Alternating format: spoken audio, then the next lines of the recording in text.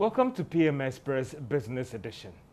This sector is said to be one of the fastest growing, and it could be even the leader in terms of its contributions to the economy. Well, I'm talking about the tourism sector.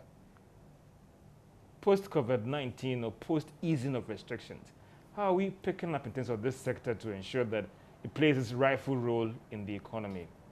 Today on PM Express Business Edition, I'll be engaging the Minister of Tourism on what they're doing and how to ensure that the sector picks up strongly, even in the era of COVID-19 and even beyond COVID-19. My name is George Yafi, I'm your host. We'll be right back after this break.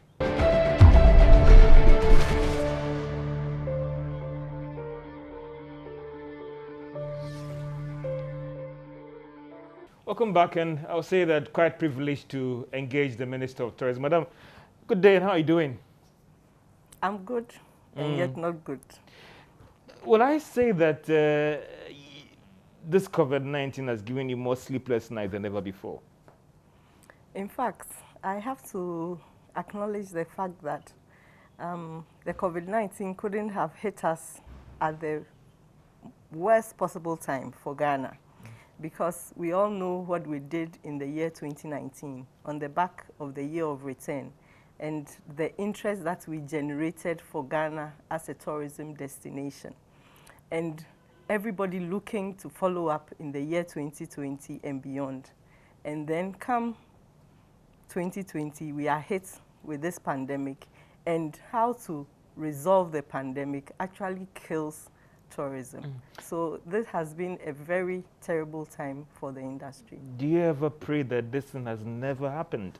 It's been your prayer topic every day that when would this be over? At least to people to know the good works that the ministry was doing, and even some are saying that if things were even going this way, we could see the tourism sector maybe be a lead contributor to the economy. Definitely, that was our objective. His Excellency the President is committed to the tourism sector. It made it one of the strategic pillars for his economic transformation agenda, for which reason the ministry has had so much support, he himself being in the forefront. As we are executing the Year of Return project, he traveled the Caribbean with us, shoring up interest in the project, which resonated with everybody, all peoples of African descent across the world, which made us achieve that impact. Now comes COVID-19, and there's ban on public gathering, all the borders are closed, the planes are not bringing anybody into the country. So everything is shut down. Our hotels are empty, our tourist sites are empty, our theaters are empty. I mean, when you look at the creative arts industry, they have also seriously been impacted because everything that we are doing in relation to tourism, we need the creative arts also to drive it. Because when people come into your country, they want to experience what is different about your country, your culture, your arts, all of that. And now come COVID, nothing can go on, nothing is happening. But still, we need to strategize. How do we go forward from here? How do we support our practitioners during this difficult period to survive and then also take off post-COVID-19? And that is what we have been doing together with government, looking at the support that we can extend to them during this period, ensure that their businesses don't collapse totally, that they can keep doing something, and then post-COVID, they can take off in a big time. I mean, let's backtrack a little bit, ma'am. And with respect to the Year of Return, was it that you saw an opportunity and then you took advantage of it, or it's more of preparation leading up to success? Because I would say that it was something else. I went to town and I just couldn't move. I just couldn't get. I just had to park my car in the house, do Uber, and it was something else. Uber prices jumped from like 10 cedis to about 50 Ghana. What was it, Year of Return? Was it about you seeing an opportunity and you just tap into it?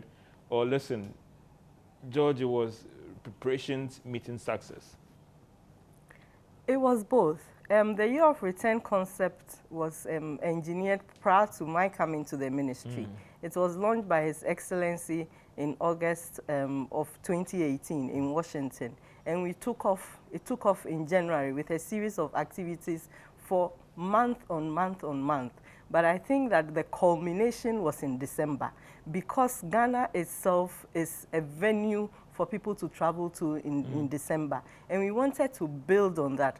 So after all the activities that took place during the course of the year, we ensured that in December we had a series of exciting activities which would draw more people, and then we end the year of return with a bang. And I think we were successful doing that. And for me, I'm happy because when tourism thrives, it brings money into so many pockets. I mean, the value chain of tourism is amazing, is immeasurable, and so many people benefit. You were talking about Uber drivers. I had people discussing year of return in hairdressing salons because they were looking at the numbers that were coming in to get themselves done for events. So they were benefiting. We are looking at those who are travel and tour agencies who are flying in the people and taking them around the country. And we are looking at the art center, those who are selling all those artifacts. Somebody came here and told me a gentleman at the art center told him he was building a house, and because of year of return, he has been able to complete the house. Really? That shows you what they generated during the year of return, because everybody who came in would go there to buy something for themselves, for family, for friends. So they made a lot of sales, and all these goes into the pockets of individual, ordinary Ghanaians. I knew that before year of return, you made some projections about the revenue for, or the total earnings for the country. Did you end up meeting that target? We exceeded the target. We generated about 3.3 billion into the pockets of Ghana cedis or dollars? Of dollars, Okay. into people's pockets. Just And within that year? Within that year. This is in terms of taxes, revenue, or spending, or what? In terms of money that was spent by people who came into the country. They were spending on accommodation, they were spending on transportation, they were spending on attending events, buying tickets and all that. So they were spending on clothing, because you come to Ghana, everybody here wear Ghana. So they want to be attired in Ghanaian clothing. So they were buying all these African outfits. So all these practitioners along the value chain of tourism benefited from the year of return. And that was a 3 point. Yes, and that was because we estimate, based on the number of people who come into the country, the period that they stay within the country, and how much they spend during that period. And we had over 1.1 million people coming in, and it's estimated that each person spends about $2,800 on average, and therefore that's how we estimate how much has been injected into the economy through this program. People took you on when you came up with the projection. At the end of the day, did you feel vindicated that I knew where I was coming from when I made this projection? Yes, I think that people didn't realize the impact that it was making in the economy. But people travel. When you travel and you come in, you are spending money on all these various activities. At the end of the day, if you have spent about $2,000 and you add that up on the basis of the numbers that have come in, then you can have an indication of how much has gone into the economy. So we were very convinced where we were coming from in relation to those figures. With the little that you did and what came in, do you think that fast forward another year of return, we could even triple what we've got, this $3.2 billion? Definitely, and that was what we were looking at, leveraging on the year of return for the ensuing years. So we initiated the project Beyond the Return, which is a 10-year project, a period of African Renaissance from 2020 to 2030. We want to forge a closer bond with Africans in the diaspora. We want to draw them back home, know that Africa is your home. Until Africa is respected, no matter your achievements, wherever you are, you cannot get that respect that you deserve. So help us together. Let's build Africa. And then you can be a proud African wherever you are. So that is part of the project that we are undertaking with Beyond the Return. So we are looking at how we can make it easier for them to come to Ghana, to spend some time in Ghana, various categories of people. If you are a student, after your college graduation, you want to come to Ghana for 1 year and do some internship. We are looking at how we can facilitate that. You come and spend a year here, you see what Africa is, what Ghana is. Maybe at the end of it, you may decide that you want to relocate to Ghana. We want to look at people professionals who have retired of African descent in the diaspora. How can they come back? How do we facilitate their return to Ghana and support us based on their professional expertise, be they doctors, lecturers, teachers, whatever, and you want to offer to help in whatever category. How do we facilitate that? So that is the project that we are doing. So we'll look at how we can help people to easily come to Ghana and to support us. Maybe you are a film star, you are a person of African descent, and you have made millions, you want to invest. We want you to come to Ghana and invest. And we have so many opportunities for investment. So we are putting all that forward. And with the support of the Ghana GIPC, we are putting all that forward, and we get our people of African descent to look at the opportunities available and invest. Within a year or within 8 months or even 7 months, you were able to get this $3.2 billion or $3.5 billion. With this beyond the year of return, I mean, what projections are you making? Again, be mindful of not being taken on again. How are you looking at in terms of what we are hoping to realize in this economy? Now that you have seen the interest and the love for Ghana, will you be more buoyant with your projections or still a moderate projection? I won't come out with a projection. Not exact numbers, yes, but what are you looking at? What is your target? Our aim for tourism is to become #1. Now we are at #4. We want to overtake oil, within the next 10 years. Cocoa, everything, and become #1. And I believe that if we are able to do it, we are going to impact so many lives, especially our ordinary people, our rural folk in the communities where our tourist sites are developed. If we are able to do this and come up with state-of-the-art tourist sites with all the various interesting additions, improved tourist sites, it will drive more people visiting those communities and impacting the lives of the people there, and that will bring economic transformation.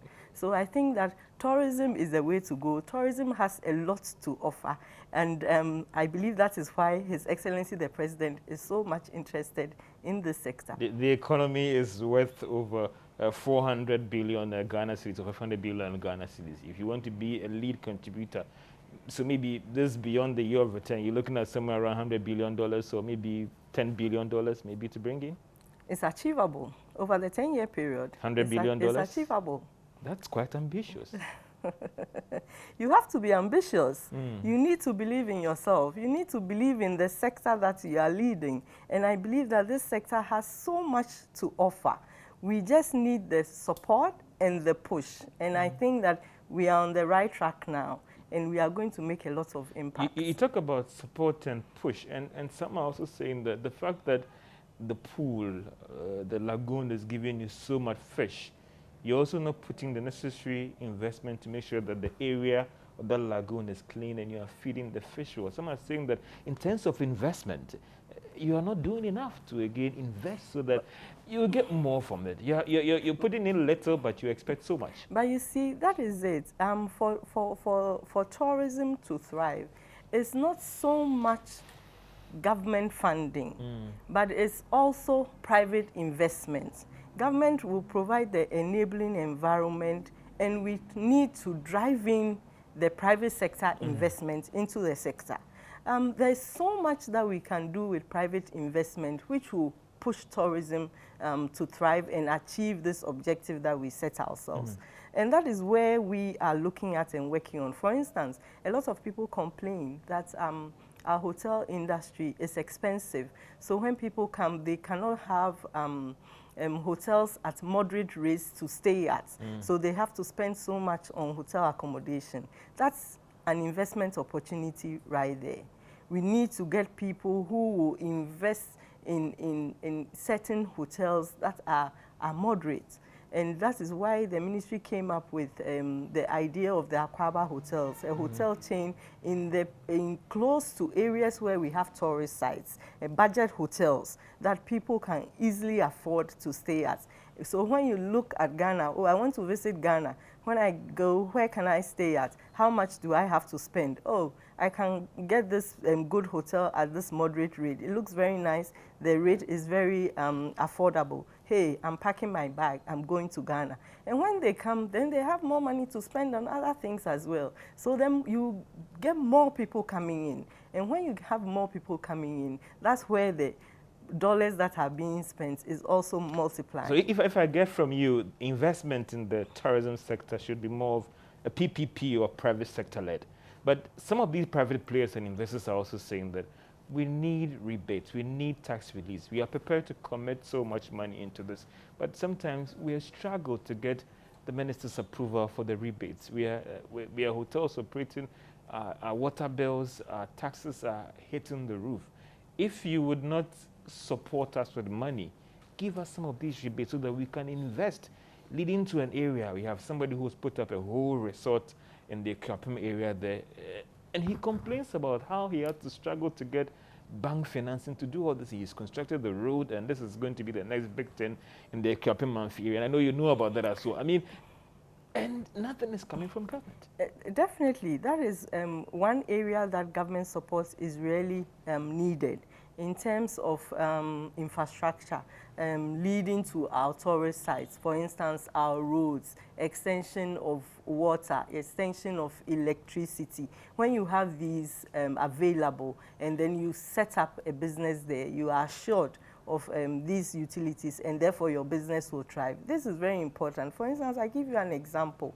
The Kakum National Park is our leading tourist facility in Ghana. In terms of revenue? Yes. And when you look at the road that was going to Kakum, I mean, it was in a very poor state. So definitely, if you recognize that this is a place that is generating so much income for you, a lot of people who come here want to go to the Kakum Park, then we needed to do something about the road. For instance, we introduced the paragliding, and the road up to the mountaintop was in poor state. And yet we want to build that into like a quarterly event, so that we can drive more numbers coming to participate in the paragliding festival.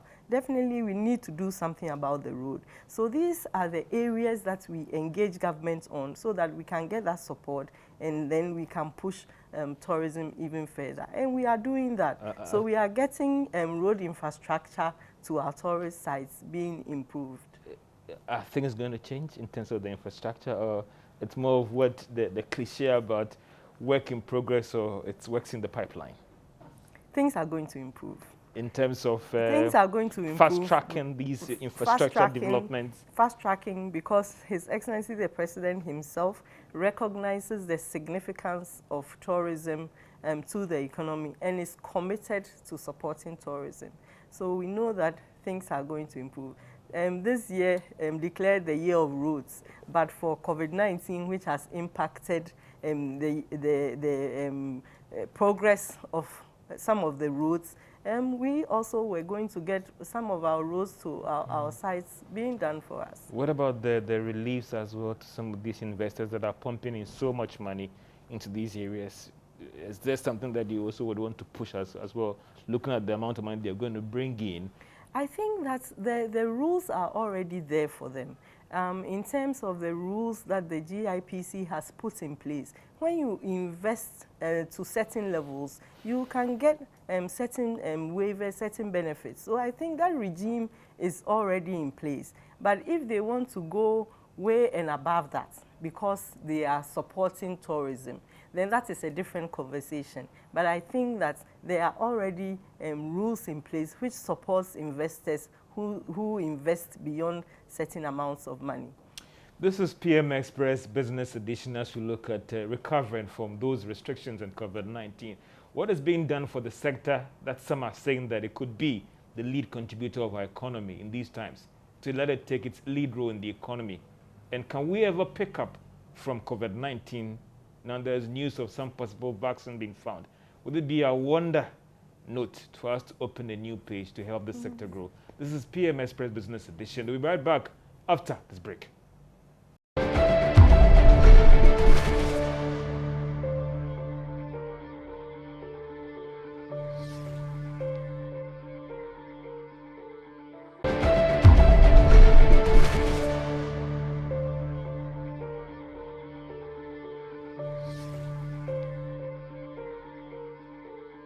Welcome back from the break. This is PM Express Business Edition as you look at recovering from those restrictions and even managing the sector, growing the sector, turning around the sector in the midst of COVID-19. And I'm so grateful to have the Minister of Tourism and Creative Arts, right? So let's look at in the midst of COVID-19 and tourism and all the rest. And recently there was some ease in restrictions.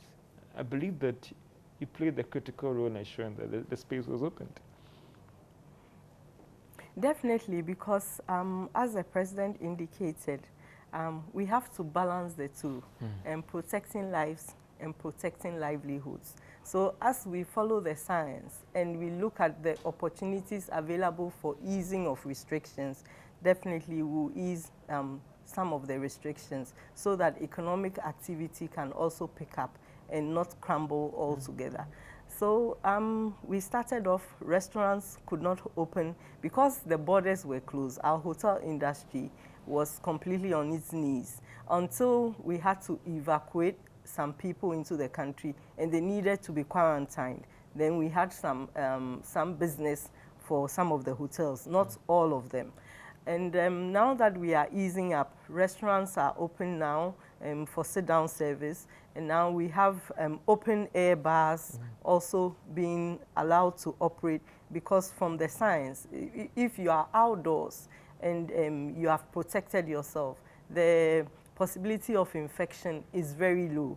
So on the basis of that, we are allowing our bars also to operate, because we know that the brewery industry also survives on the activities of these bars and restaurants. So the longer these businesses are shut, the brewery industry is also suffering, and that is an area where they are also employing quite a number of people. So it's a balancing act. You need to protect the lives, but you also need to protect the livelihood. Do I get from you that in your quest to offer a lifeline or some opportunity for the brewery firms, that influence your decision to have the open bars open?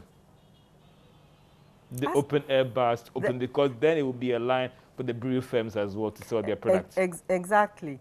Because as I said, you are looking at protecting lives and you are looking at protecting livelihoods. So how can we do both, balance both out in a good way?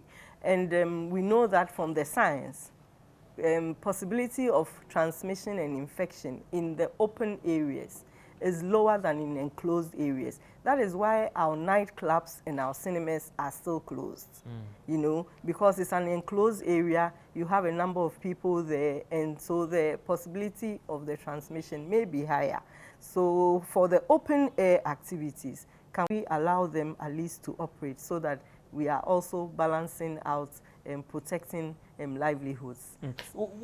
In your definition, or even in your protocol and even your identification and all the rest, how does the tourism ministry classify a pub and an open air drinking place? Because there are people who are worried that if pubs were shut, then why do you allow a bar that is kind of semi-nightclub, semi-pub to operate?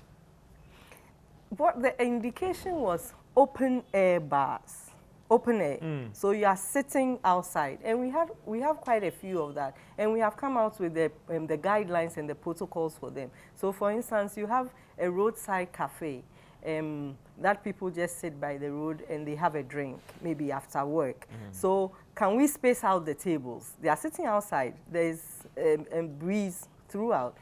So can we space out the tables? Can we restrict the number of persons per table? Let's say each table, only 2 people can sit there, and the tables are spaced out a meter apart. But so because it's open air and they wear masks, it means that they are protected. But when you are in an indoor bar, it's an enclosed indoor pub. Yes, it's an enclosed area, and more often than not, these areas are not very large spaces. You know, they are not very large spaces. So, is it feasible to allow them to operate whilst we at the point where we are? We are also looking at the rate of infection and all that to take these decisions. So, I think that is balanced out, and we think for now the open air could operate, but the indoor pubs will still remain closed. You believe that these decisions of yours are guided by science? It's not just my decision. I take the proposals to the tax team, which has all the health experts there, and they argue it out and decide to support my position or not. And from what they saw, they thought that it was right to have the open air still work. Exactly. So it was a discussion took place, and with the proposals that we made, how we could regulate them to operate, and they thought that given where we are and given the rate of transmission outdoors, they thought that we could allow them to operate. Do you think that our complaints about our tourism industry crumbling has to do again with the fact that we've done poorly in promoting domestic tourism? Because if people were eating in a normal hotel and with a very comfortable rate and all the rest, maybe we shouldn't be hit that bad from COVID-19 because people are not traveling. Because 23 million people or even 30 million people, let's even have 5 million people going out spending, going to sit in an open restaurant to have a meal that are complying with all the conditions. The sector shouldn't have struggled that much. People are not coming in. We have developed the sector just for foreigners. That is correct. That's our domestic tourism is not as buoyant as we would want it to be. But especially also during this period, there is a bit of anxiety. And also there is loss of income as well. So when people don't have extra money to spend, it's difficult to go out spending. But we are trying to see how best we can also promote domestic tourism in a less expensive manner to also drive tourism during this period where we do not have international tourists coming in, to get some of the business to our guest houses and the hotels, to get some of the business going to the tourist sites and all that. So we need to find ways that we can encourage the locals to travel and see what is available. And this is something that we are working on. And we think that at least during the second half of the year, we can get our domestic tourism going. What are you going to, what is the ministry, going to do differently in trying to champion domestic tourism now? Because some are saying that we need it now than ever before. Yes, you know, we have this campaign, See Ghana, Wear Ghana, Feel Ghana, and I like to say, love Ghana. When you have done all this, you can't help but fall in love with Ghana. So we are going to actually push that campaign, all the various aspects of it. When you talk about Feel Ghana, we are talking about our music and our culture and all that. How can we support some of our creative arts people to come up with activities which will still be COVID-19 protocols compliant and have people come out? Because, you know, also after the lockdown and because people are apprehensive about contracting the coronavirus, people have been kind of shut down. You go to work and you go home. You go to work and you go home. You are trying to be safe. So people haven't, and because we could not also have a lot of social events, so there hasn't been much for people to participate in. So now, as we are opening up, can we have events which are compliant with the protocols to allow people to also have some experiences. I have had people who have come proposing something like drive-in movie theater. So they set up the stage, showing the movie, and people drive in, park their cars, sit in the cars or sit just on top of the bonnet or something and watch the movie. And if you place orders on your mobile phone, you'll be served with your order, and then you go away. You still have that experience of going out, you know, instead of always sitting at home and maybe watching a movie on your laptop or your computer. You still have that experience. And I think that is also very important, because as human beings, we are social animals. Yes, so it's good for us to go out. So we are looking at all these ways that we can still promote some activities and have people going out to enjoy them. In trying to promote this targeted, guided by health protocols and all the rest, do you still have at the back of your mind about the health issues, whilst we also want to ease these restrictions and letting people get back to their normal life? Because, listen, we need people to get back to their normal life for the sector to grow. Definitely, the health is paramount. The health comes first. That's why I indicated that in every step that we are taking, we are engaging the health experts, and they are looking at the impact on health of people who will be participating in these activities. So they will come back to us and indicate that we think that if you are able to manage it this way with the observing of the protocols, then you are good to go. So definitely the health comes first. The health is paramount.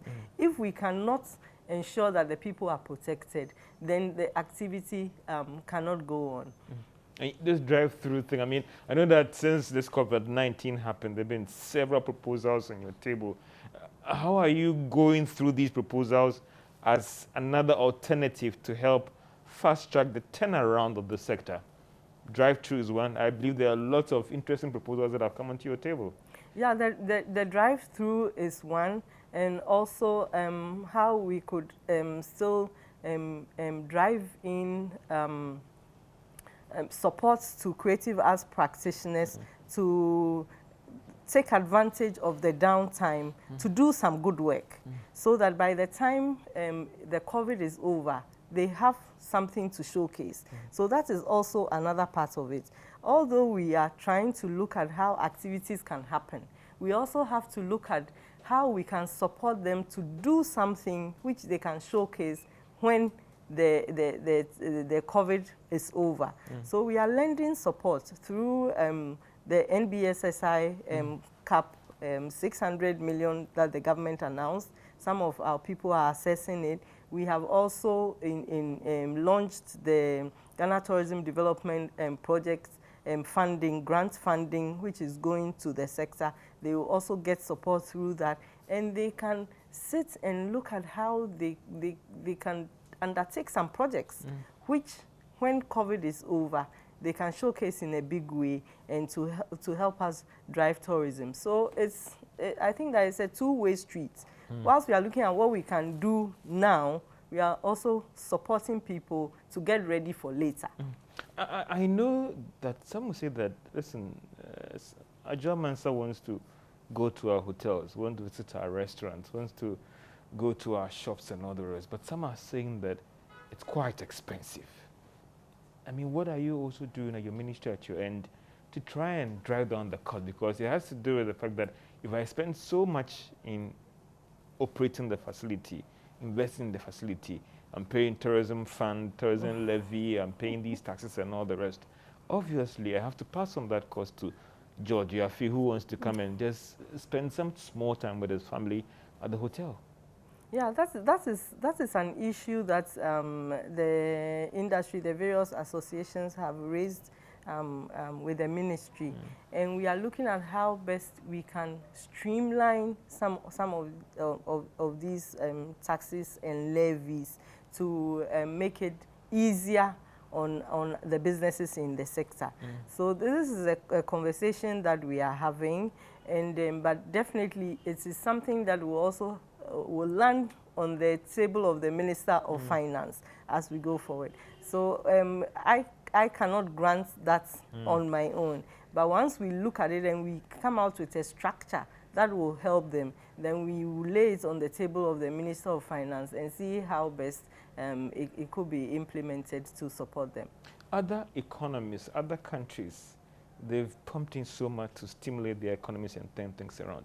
Some are saying that looking at the peculiarity of this sector, why not a targeted stimulus package for the tourism sector, for the hotels and all the rest? But I am fighting with other businesses as well. 600 million Ghana cedis is not enough, and even with the fund and all the rest. What do you say to those who are pushing or that are calling for a targeted stimulus package for the tourism industry? That is correct. In fact, we had a discussion.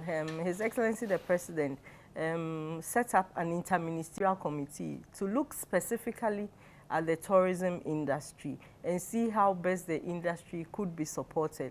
So we looked at waiver for water, for electricity. We looked at support to them because for paying of their employees, because for most of them now, you are not generating any income, but you have to pay your workers. How are they going to manage? So we looked at all those parameters. And what the government has done now, which I think that will support our sector as well. We have a lot of SMEs in our sector, a lot of them. And you know that the SME support which was given now in the budget review is being increased by 150 million. So there's an extra 100 million which is going to be made available for SMEs. And out of that, the 50 million is going directly to our creative arts practitioners and the media. The media is part of us, the creative arts industry. So that 50 million is going to them. So now that is an allocation targeted directly at the creative arts segments of the industry, which is good. And for our bigger players, initially there was an announcement of the 3 billion facility through the commercial banks, which they could access. And government had also negotiated moratorium on their interest payments and all their loan repayments with the commercial banks, which they could benefit from. And from the budget review, there is also a guarantee fund, which is being set up now. And because of that guarantee fund, they will have access to facilities at very lower rates. So I think for our bigger players in the industry, the bigger hotels and all that, they will have access to funding through this guarantee scheme that the government has put in place. So although the government has not announced that I'm putting in place maybe 200 million or 300 million. Or 3 billion, maybe, let me say, for the tourism industry. For the tourism industry. The facilities that it has made available will also benefit the tourism industry. And also, you should also realize that the Ghana Tourism Development Projects that we are implementing, we are doing it with a World Bank facility. And that is also Ghana government, which has taken that facility for the tourism ministry to implement. And from that, we have a $9 million facility, which is also going to support the operators in our sector. So I think that with this whole array of support, we should be good to go. I get from you that means that there's enough space under this whole stimulus package or support for players in this sector to tap into. Definitely. And I think that we will be monitoring. We'll be monitoring as we go along, and we'll be engaging them as we go along. If they feel that they are unable to access these facilities, or there are certain challenges that needs to be addressed, for which reason maybe now we have to look at a specific package for the sector, we will make the case for it. Are you stepping in to offer the necessary assistance and support so that some special attention can be given to them? Or they are all competing with those 2,000 businesses that are applying for that? There can be a special dispensation that if this person is a tour operator, he has a good business, listen, everything is good. He's shown the financials and everything that this is a profitable business. Maybe the ministry can just facilitate that these are the list of companies that we know, therefore fast track the process for them. Yes, this is an exercise that the Ghana Tourism Authority is in the forefront of, because they are the regulator for the industry. They have the data on all the operators and what they are engaged in. Also, through the Ghana Tourism Authority, when they submit applications, and the Ghana Tourism Authority is also working directly with MBSSI. So we ensure that our people who apply for these facilities will be looked at favorably in view of the fact that, in view of the impact, the negative impact on the sector. This is PM Express Business Edition, and we've heard a lot from the Minister, but we'll take a small commercial break. When we are back, we'll again look at the creative industry and also looking at the fact that how do we turn this tourism sector to be indeed the lead contributor to the economy. Away from the stimulus package, what is next to ensure that indeed they play their rightful role? This is PM Express Business Edition. We'll be right back after this break.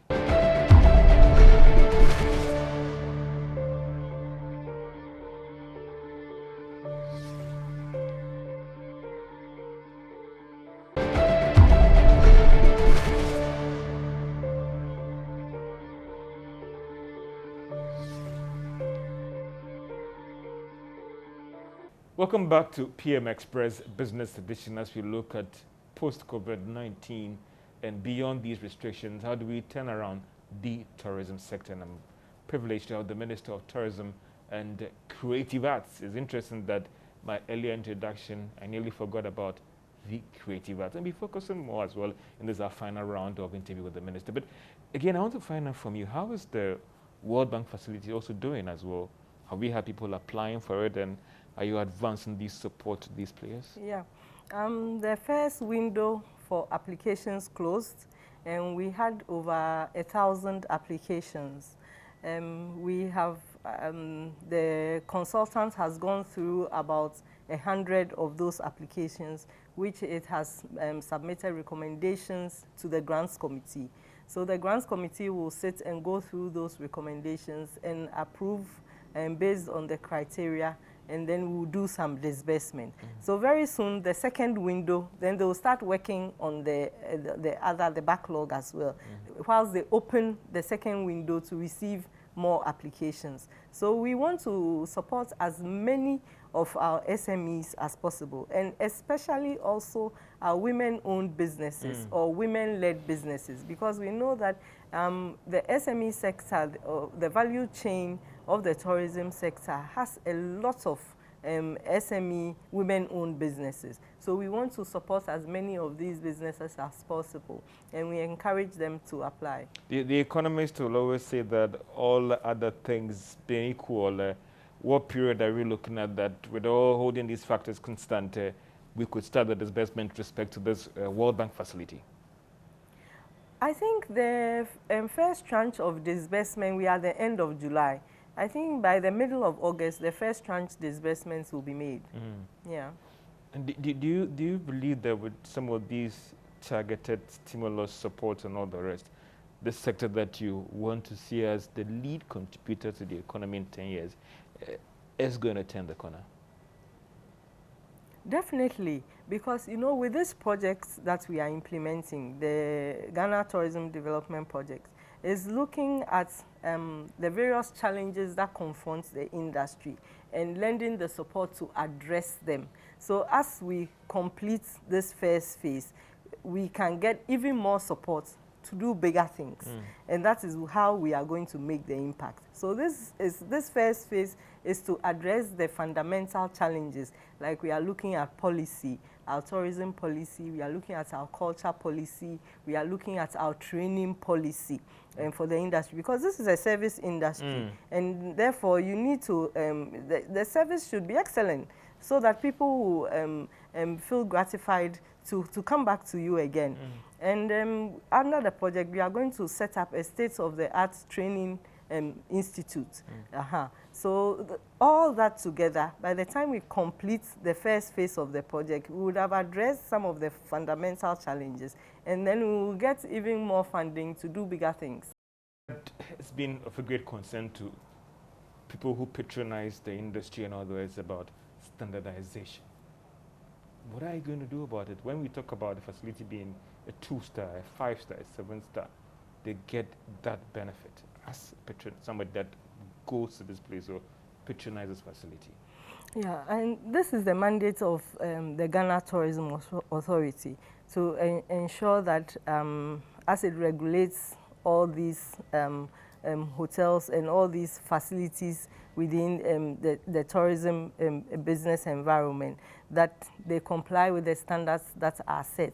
And recently we have passed the tourism travel trade regulations, and we have also passed the tourism site regulations. And these regulations are going to give them the mandate to actually regulate what happens at our tourist sites and how they are managed and all that, as well as our travel and tour operators, how they are supposed to operate, what their facilities are to be like and all that. So these regulations that have recently been passed by Parliament is going to support the Ghana Tourism Authority in its work in relation to this segment of the business, but also with respect to the hotels. It is already doing that, and it has inspectors that goes around, not just the Ghana Tourism inspectors, but also environment. All those other inspection agencies also inspect these facilities to make sure that they are complying with the standards that have been set for them.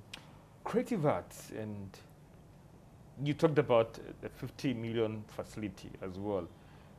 How is that also being operated for people who are in this creative arts industry? Or they can all benefit from this stimulus package? The 50 million is for the creative arts sector. Okay. And the creative arts sector has various domains. We have the music, we have film, we have visual arts. So all of this come together, and they are all expected to benefit. I have had an initial engagement with them as to how the proposal we should put forward to finance in respect of how the funding should be allocated, and even the process for assessing the funds. Because we also recognize that most of our operators in this industry are informal operators, and some of them may not have kept their books, records of accounts and all that. So if we make those a requirement, it may be difficult for some of them to access the funding. So do we make it a requirement going forward, give them some support for now, get them to formalize, maybe register the business, obtain a TIN number, and get some support. And then going forward, we ensure that they put in place the needed structures in order to build the business. So we are looking at the peculiarities of our sector and going to make a proposal to finance as to how this funding should be assessed by the practitioners. Would these concerns and push to address these issues delay the disbursement of this money as well? I don't think so. That is why we have been proactive and have already started the engagement. Hopefully by early next week, I'm going to get their proposal, and then we are going to sit with finance and see how best it can be structured. Because we also recognize that this is an addition to the NBSSI facility. So it may be disbursed through the NBSSI. NBSSI already has a structure in place, but because this allocation is specifically to cater for the creative arts industry, we want to make a case for them, knowing their peculiar circumstances. So we'll engage finance and we'll see how best to support them. Possibly August or September, they will get something? Definitely, definitely, because finance is also interested in making the resources available to the enterprises as soon as possible, so that the economy can pick up. Apart from this financial support, again, I see some of our local artists collaborating with giant international acts and all the rest. And apart from this stimulus package that you're also putting together for the creative industry, what else are you doing for them on the back of COVID, in the midst of COVID as well, to ensure that they also pick up? Looking at the fact that if you have maybe somebody collaborating with a top star in US, what brings to the country? What else are you? Because they feel that they are neglected. You come to them only when you need them for just to perform open acts and maybe campaign songs, and then you throw them back into the banner. You know, I have always said that it comes down to the legal and institutional framework. Because that is missing, it makes it difficult to coordinate and get the necessary support for the sector. They make a lot of noise that everything is tourism, tourism, tourism. They are being depleted. But that is because the ministry initially started as Ministry of Tourism, and then the creative arts was added onto it. So the tourism had a dedicated agency, which is the Ghana Tourism Authority, working to address all the issues in that sector. Now we have the creative arts sector coming on as well. So we need that institution to support the sector. That is why we are working on the Creative Arts Agency. We have completed the bill and it's gone to cabinet. We are hopeful that it will get to Parliament very soon and be passed before the end of our term, so that we can have the institutional and legal backbone to support the industry, to address all the gamut of issues. There are copyright issues. We indicated that we will try and set up a copyright court. And I'm happy to say that that discussion has been finalized with the Chief Justice. And very soon we will see that coming on stream. And we are looking at how we can get dedicated funding to support them in their activities, because it's difficult for them to access funding in the commercial courts. So in the new, the law that is going to be passed, there is provision for a creative arts fund, which will directly support them. Yesterday during our engagement, somebody even raised the fact that we should have a creative arts bank.